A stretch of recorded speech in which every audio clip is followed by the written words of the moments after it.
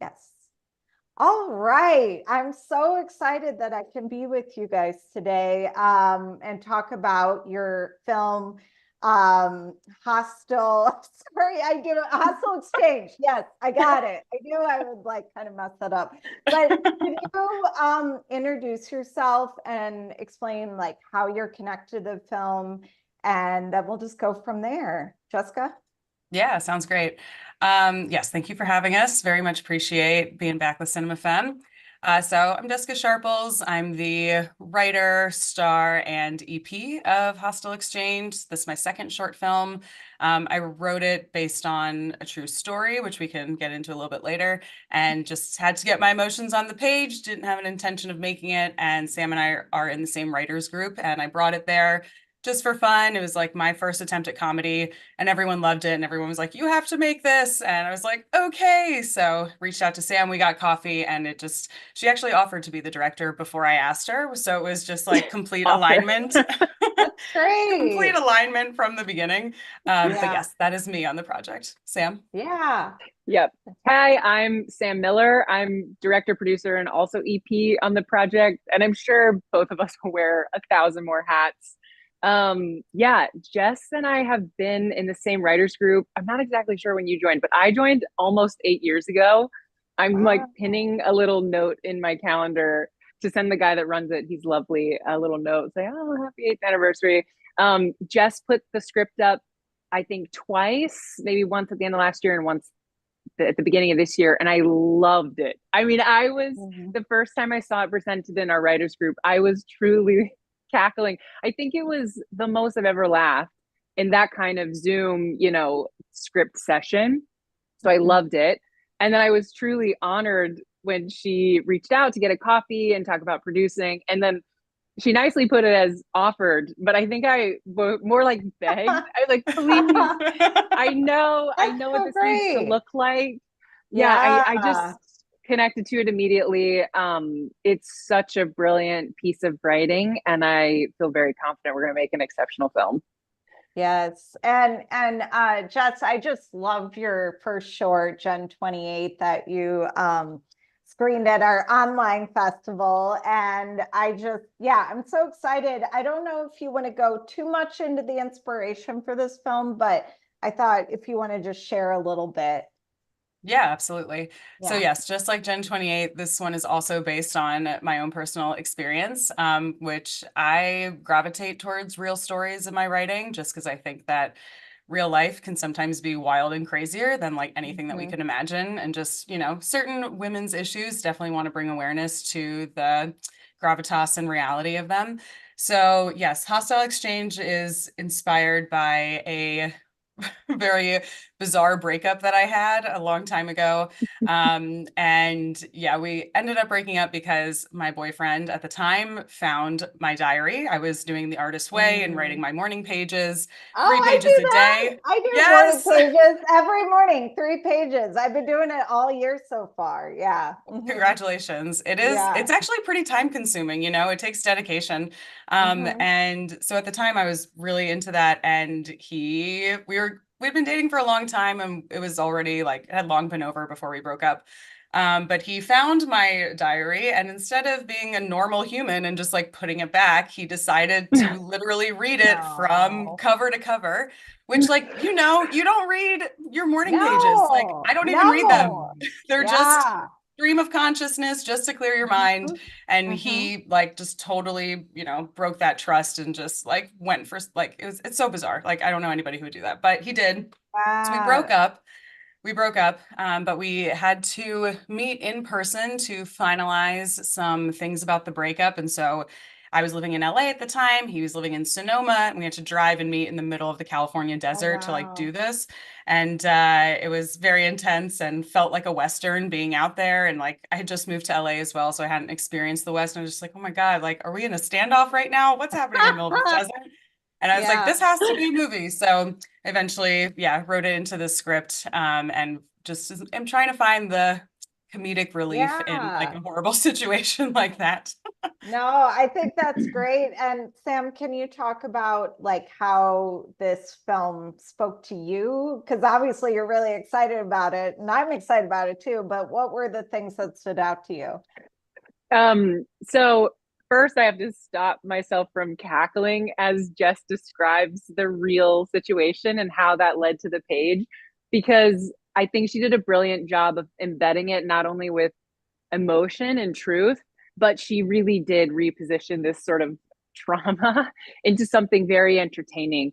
Mhm. One thing I've been interested in for a really long time is sort of cross genre films. So that, like, truly, my favorite thing Yeah. out the gate was that I thought this film was one thing. And then Mhm. as I watched, it became something else. And it was sort of, it turns fast, but not in a way that feels I don't know, like we're jogging you out of this movie that you're watching. There's Right. continuity. So I loved that. And so I felt that kind of in the first half of the film, there's really this opportunity to play with the genre of Yes. thrillers Mhm. and drama and and even the journey out into the desert. I think there's a lot of truth to how scary a situation like that would be for a woman on her own. And Mhm. then when it turns, how funny everything becomes. And so then leaning into these sort of other genres of sort of contemporary Western and comedy, I was Yeah. really drawn to that.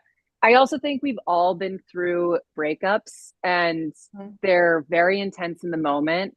And then you look back and they all have this, there's some sort of sheen of total ridiculousness. Mhm. They do not happen in the space of sort of normal human interactions.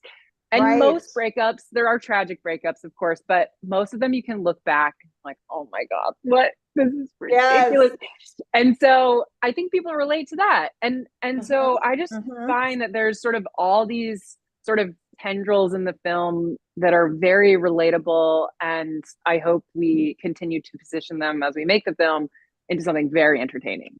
Yeah, I love that. And you kind of touched on my next question, which I was going to talk about the genre bending aspects of the film. And, just like with Gen 28, you go into it like seeing it one kind of story, and then it just flips it on its head. And I just love that. I love that.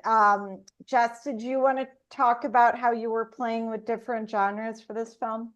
Yeah, definitely. So, Yeah. yeah, I think that like, with all of my work, I'm very much about shining a light on different experiences of the woman experience and like bringing Yeah. truth to that. And so there's definitely an aspect here where Westerns and thrillers in the past, obviously, as most things in Hollywood, have been written by men. And so Mm-hmm. a lot of Mm-hmm. times women are portrayed as this damsel in distress who like can't do anything for herself, and this man has to come along and save her.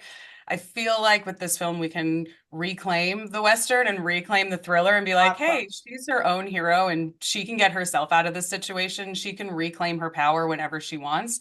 Um, and so that's, yeah, with the genre bending aspect, I think we're already kind of reclaiming those genres that have been, taken away from women or like had women like portrayed in a very submissive light, like not very Yeah. powerful. So that's Mm-hmm. one aspect of the bending. And then just combining them all together, I think will make for a really wild ride for the audience. Yeah, I love that.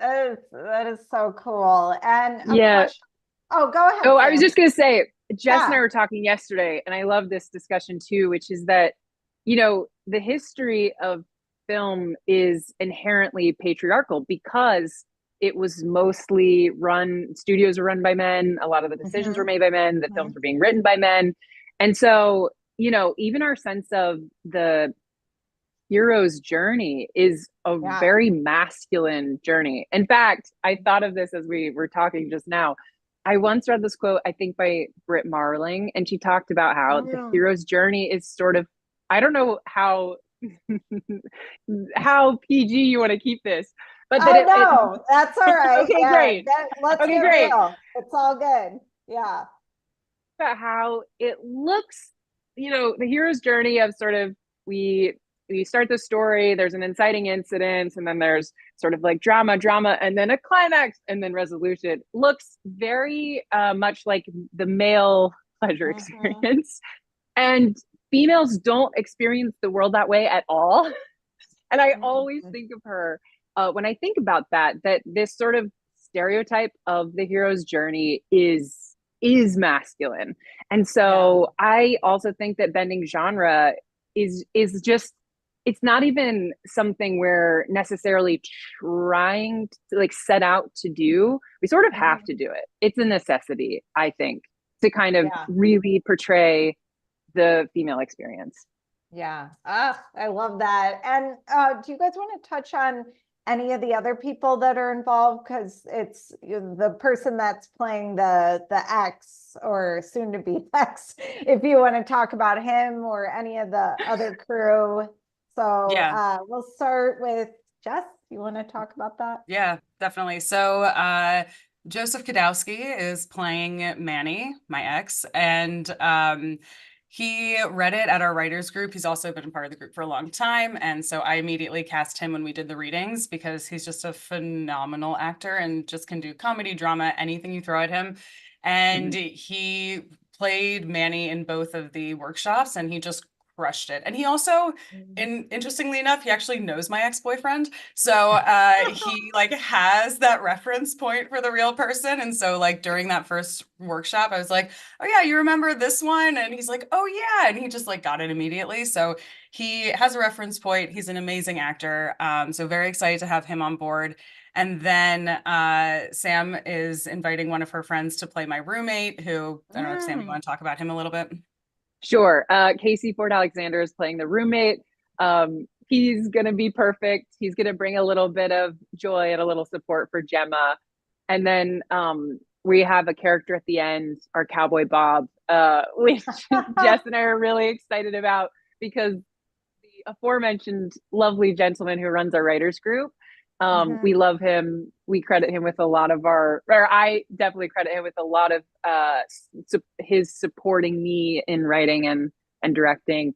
So we're going to have him jump in as our cowboy Bob, which is very cool, because our writers group is very much, front and center to this film in a way. And we love that.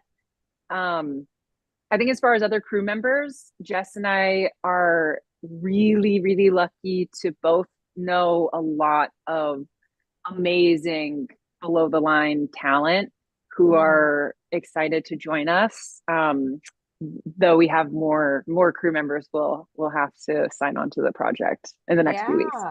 Yeah. And then go ahead. Were you going to say something, Jess? Or I was just going to say, one of my priorities with the film is also to, as we were talking about before, Rebecca, to have as many women on the crew as possible. So that's always a top priority for me whenever I'm making something. And so we already have like a really badass woman production costume designer on board, as well as potentially a first AD that Sam knows. So just trying to like really showcase the woman experience. And also, even with Gen 28, we still had men on the crew and they were amazing. So never trying to take men out of the conversation. Like I think 50-50 is always like best for these kinds of things. So yeah, bringing everyone together to tell the truth. Yeah. And then what kind of support are you all still looking for, when people watch this video that might be like, I want to get involved in some way. So are you doing any fundraising at the moment? Yeah, so I initially was like, we're going to do no budget. I'll film it on my iPhone. It's fine. I just want to make it. And then I bring Sam on board and she's like, oh, I have like a friend who has this whole production studio gear house and like they're going to bring everything. And so it's going to be very high production quality. And luckily, like most of the people are donating their services to work on the project. But we are going to start fundraising because there are just some crew people that they do such an incredible job and like they need to be paid for that. You know what I mean? And so we want to support them in that, and also locations and film festivals, those are very expensive once we get to the distribution point. So we are going to be doing a fundraiser. I think our goal will be about 20 grand. So we might do a GoFundMe, just put it up there for people who want to donate. So yeah, that'll be a next step for sure. Yeah, and if you guys at the end want to just share with me a link where people can keep up to date with the project, I can include that in the feature. Yeah, and then a question I always ask is, what do you hope people see in your film? Jess, do you want to start? Definitely. Yes. So what we are hoping is that people will witness this common woman experience of giving away parts of yourself in a relationship, maybe unintentionally, but certainly without getting a lot in return. And just showing that this is something that we experience and that at any time a woman can take back that power, reclaim these things that she has given away in her relationship and continue to keep them for herself and her own fulfillment as she moves forward. So trying to show, yeah, how that manifests in reality. And then also like, hey, this doesn't have to be this way. Like you can reclaim your power at any time and do what you want and not answer to people who are not supporting you. Yeah. So I don't know, Sam, if you have anything you want to add. Oh yeah, no, I completely agree with everything Jess said. I'll just add that I think we're excited not to make this film feel like it's a teaching moment in any Mhm. way. We need those films for sure. But this one, we're very excited to kind of do the spoonful of sugar, helps the medicine go down in the sense that we're going to get this theme across through laughter and entertainment.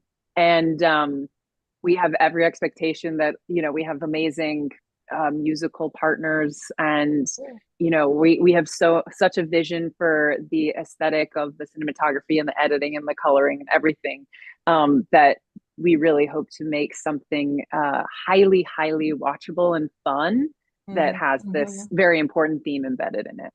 Yes. I love that. And that's it for my questions, really. I mean, was there anything else you wanted to add? You know, we'll have more information in the future to accompany the video, but you know, anything else? Otherwise, we'll just close up here. I feel like we pretty much covered it all. I guess just a Okay. shout out to like all the women writers, producers, directors, and talent out Yeah. there. Like keep Yeah. doing your thing because we need more women to be making stories about women and showcasing the woman experience. So just mad support for all the Cinema Femme community and everyone who is like Yes. fighting that very real and good fight. Yes. You know, I Great. also think women keep making all love the moment we're in for female cinema, because I feel there's this extra kind of notch of like liberated storytelling that's happening right now. You know, Yes. even just looking at the screenplays from women, these like psychosexual, you know, Mhm. screenplays from Mhm. women last year, and Barbie. I mean, we're in this Yes. amazing Yeah. moment. Mhm. Saltburn and Mhm. May December, and these Yes. films are all fair play, written by women, and I don't know. We're in this awesome moment. So I also just think women should. We're in a moment where we've got a lot of stuff to say and more presence than ever before. So keep being wacky and weird Yes. and exceptional. Oh, I love that. That's a great way to end it. And Okay. I will champion this film, and I'm so excited to just follow, you know, its journey. And thank you for joining me. Thank you, Thank you Rebecca, for for having having us. us. All right. Yes. Bye, guys. Bye. Bye. Okay.